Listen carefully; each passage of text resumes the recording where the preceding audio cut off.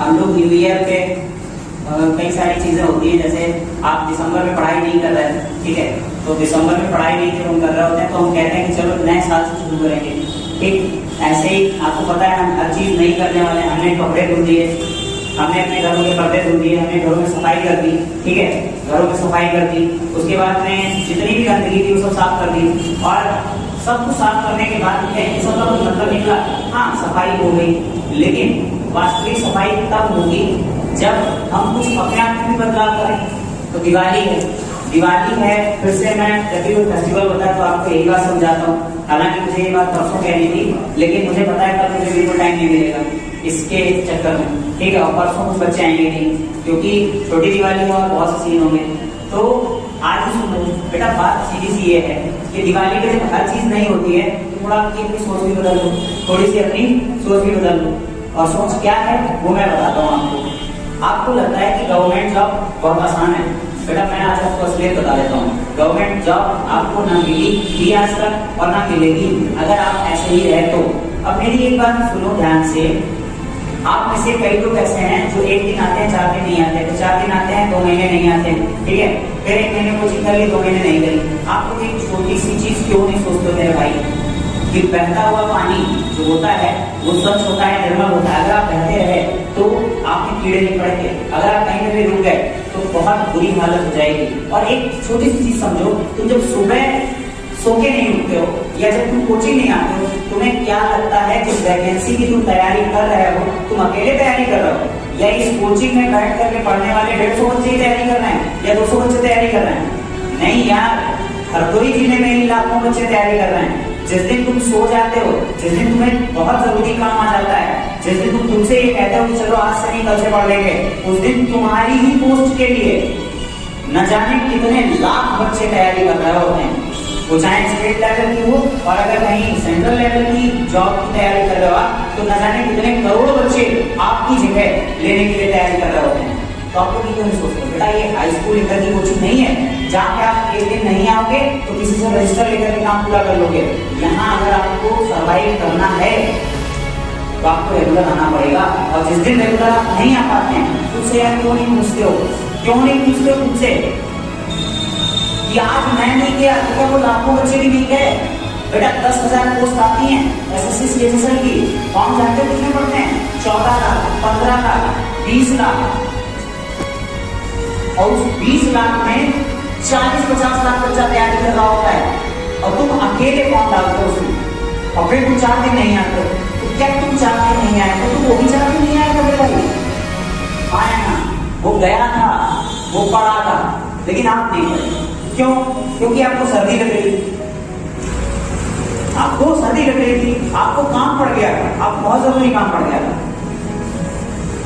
ठीक है, खैर मान लिया, सर हमने आपकी बात मान ली, आपने कहा सर रोज आइए, हम आएंगे रोज। आज से कसम खा रहे हैं कि इस दिवाली हम कुछ नया करेंगे, we will do a different thing. आपकी बात मैंने मान ली, हम सब रोज आएंगे, क्या हमारा सिलेक्शन होगा?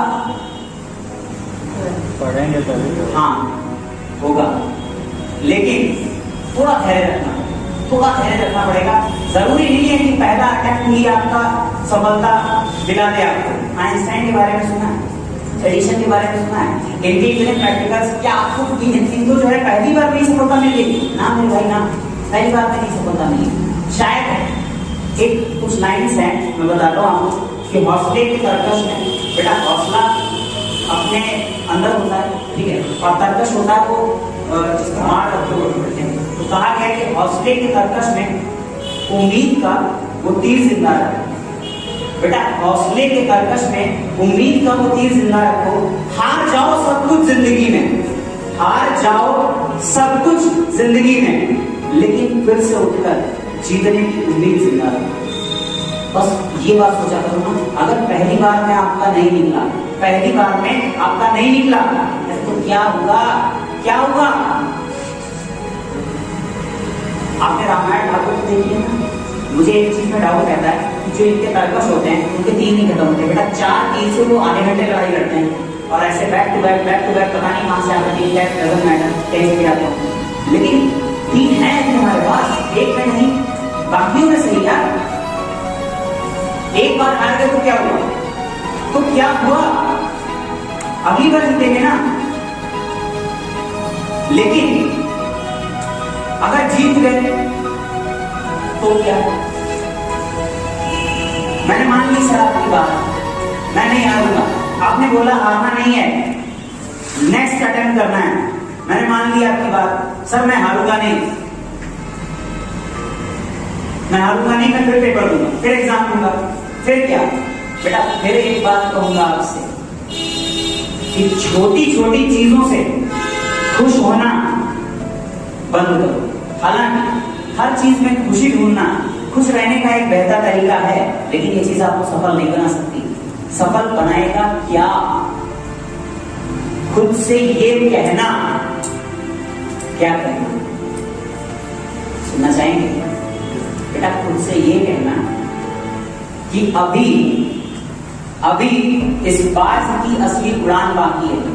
बेटा अभी इस बात की असली उड़ान बाकी है, अभी इस परिंदे का असली इम्तिहान बाकी है।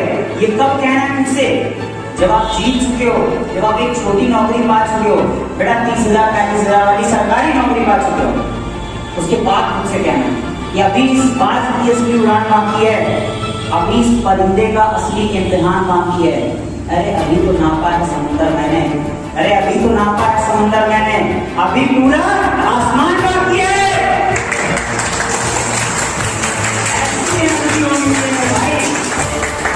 ऐसी एनर्जी होनी चाहिए,